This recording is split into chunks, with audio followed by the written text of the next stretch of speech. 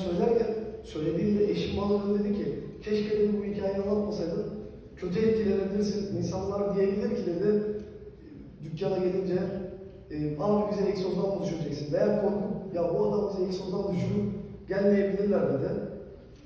Dedim, bu şekilde düşünebilecek bir adamla biz zaten ticaret yapamıyoruz.